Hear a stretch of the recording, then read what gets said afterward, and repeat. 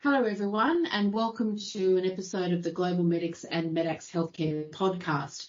Today we'll be having a conversation about how doctors and nurses and allied health professionals can live and work in Australia and New Zealand. And I'm very pleased to be joined today by Siobhan O'Toole. Siobhan is the business manager and heads up our permanent recruitment business here in APAC. And she herself has actually made the move from Ireland to living and working in Australia. So we'll definitely have some great tips and tricks to share with us today.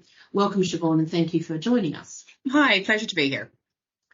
So, Siobhan, a lot of overseas healthcare professionals are interested in making the move to Australia and New Zealand, but not surprisingly, they're perhaps daunted by that and also just really unsure about where even to begin.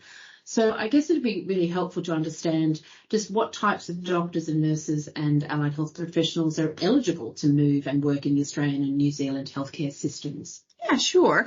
When we receive CVs or we're talking to doctors or nurses, what we're firstly looking at is where they're currently based and if that is considered a comparable healthcare country. So what we mean by that is countries like the UK, Ireland, Canada, America and New Zealand are the common countries that we consider comparable. There are a few others, but they're certainly the core countries that we work with.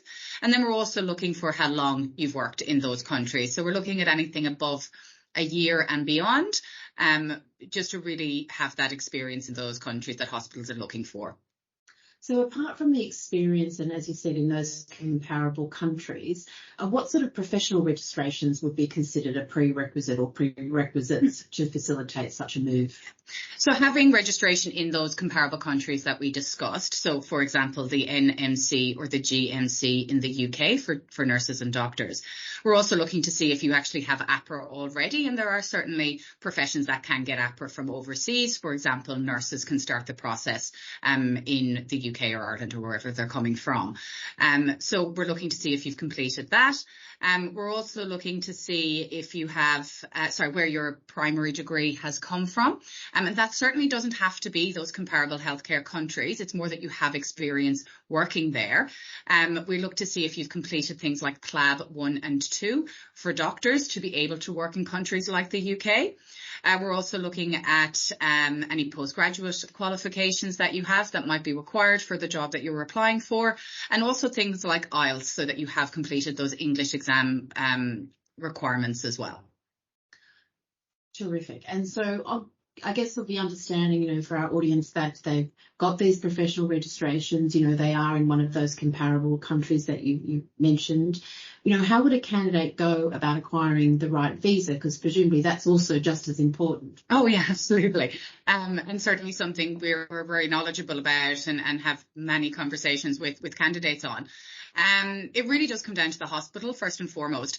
The common visas that we work with, and there are several, but the common ones would be the 482 visa, which is the sponsored visa directly by the hospital or the organisation. And we also work a lot with the 186 visa, which is permanent residency from kind of day one. It is certainly the most common visa that people want because of that permanent residency component. But that really does come down to the hospital and if it's something that they are able to provide. There are also independent visas that you can look at.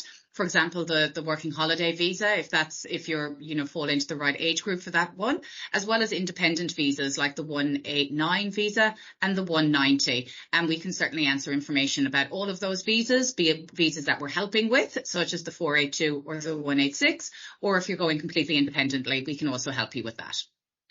And so there's the qualifications, as you say, the prerequisites, professional qualifications. There's, obviously securing the visa. But these are all things that, the average person probably doesn't come across in their day-to-day. So, again, as I mentioned, quite daunting. So working with an agency like Global Medics and Medacs Healthcare, how does that process work and what sort of is the impact of working with those agencies? Yeah, look, it is absolutely a lot to get your head around. And that's totally where we come in to help. We have dedicated recruiters that are experts within the area that they're recruiting for. We also have dedicated compliance teams that really understand the nuances of the visas, the college processes for doctors, the skills assessments that might need to be completed, as well as APRA. We also work with an immigration lawyers, Ernst & Young, and they're there to help with actually putting some applications together for you and actually lodging visas. So we have that expert knowledge available for anyone applying for roles that need those questions answered. So it's quite the concierge service by the sounds of it, which definitely would make people feel much more at ease from the start. And when we think of the start, when do candidates start working with you to begin this process? Oh, as soon as possible, really.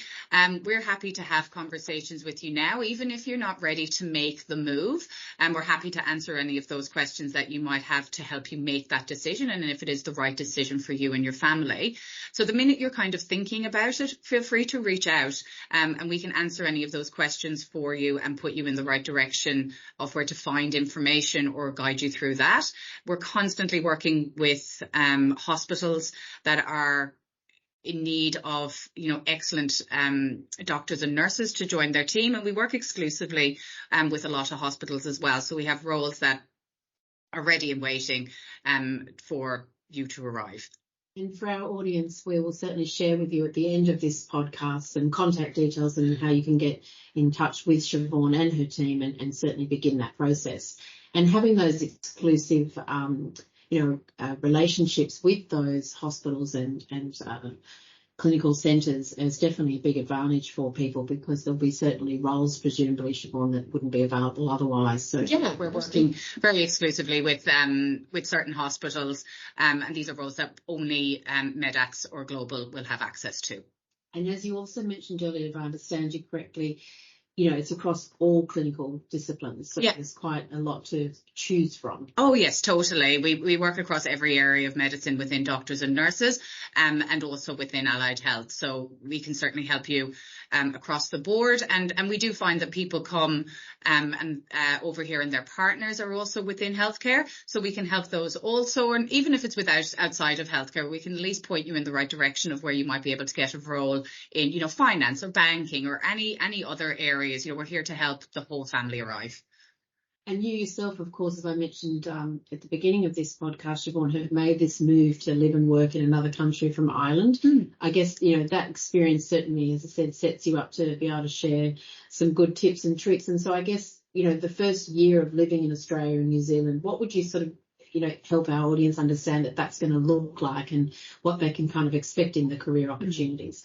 Yeah, I moved here nearly 18 years ago, and it's definitely the best decision I ever made. It's a wonderful lifestyle here, and it really is exactly as you would expect it to be. It's blue skies and beaches all the time. The first year certainly is a bit of a whirlwind. You're obviously getting used to living in a different country, getting familiar with the health system that you're now working in and the hospital and new colleagues. It's helping your children possibly settle into new schools and meeting new friends. But you will find that the support that we give you doesn't stop the moment that you land here and start working. We will keep in touch with you throughout that process as you settle in, and are obviously here to support you, as will the hospital and the teams. You'll find that a lot of hospitals hire in doctors and nurses from overseas. So you will have that support of people that have experienced it themselves and that can really help you and guide you through the school system or, whatever is particularly important to you. So we'll put you in touch with those people before you even arrive.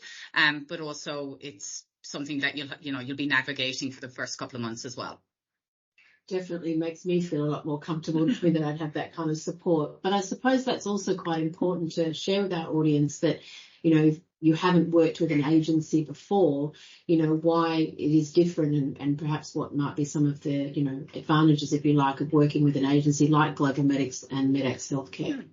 Look, there's huge advantages of working with a recruitment agency. If nothing else, we're that one-stop shop, as we mentioned, to handle all those questions and queries and be that advocate for you with the hospital itself and the role that you're applying for, and ensuring things like you're graded correctly and that your salary is appropriate and your contract is correct. Like, we'll make sure all of that is happening. We're also here to answer any questions and to support you through that visa process and that APRA process, which can be really daunting, and we are experts in that and can give you that support, as well as the support of immigration agents like Ernst & Young to ensure your visa is lodged correctly. On top of that, we also have access to lots of different roles. We can explain to you the different hospitals and the different health systems, the advantages of one location to another, and the career opportunities that you will get. So it really is second to none, and it's just peace of mind that you have somebody that's fighting your corner in the correct time zone also helps. Which is fantastic, and I think it's that peace of mind is absolutely right, because certainly, I've moved countries too, and I understand that that's like, it's very daunting, and to have such access to the professionals and be able to have that a very seamless process is absolutely a gift in that situation. I think it's been fantastic for us to be able to have this chat with you today, Siobhan. I really appreciate the tips that you've shared with us.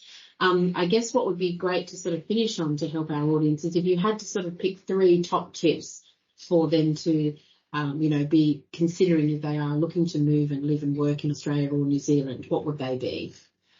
Look, reach out, just have a chat with us and contact us. My contact details will be on the information around this podcast, and feel free to just arrange a call with us. And we can talk you through the different processes, what's going to be required, and just answer any of those questions that you find a little bit complicated.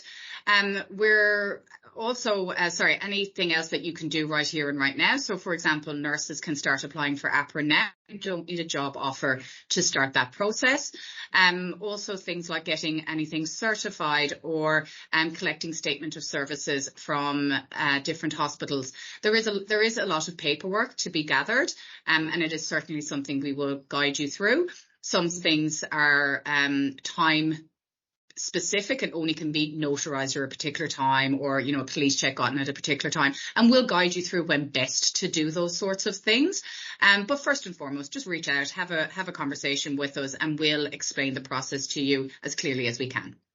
That's fantastic, and the expertise that you and your team will be able to offer the listeners to this podcast is really second to none. So thank you so much, Siobhan. It's been terrific chatting with you today, and appreciate your time and sharing your knowledge and experience. As we mentioned, at the end of this podcast, there'll be contact details to reach out to Siobhan and her team, and we encourage you to do so and begin your fantastic new experience and adventure living and working in Australia or New Zealand. Thanks, Siobhan. You're very welcome.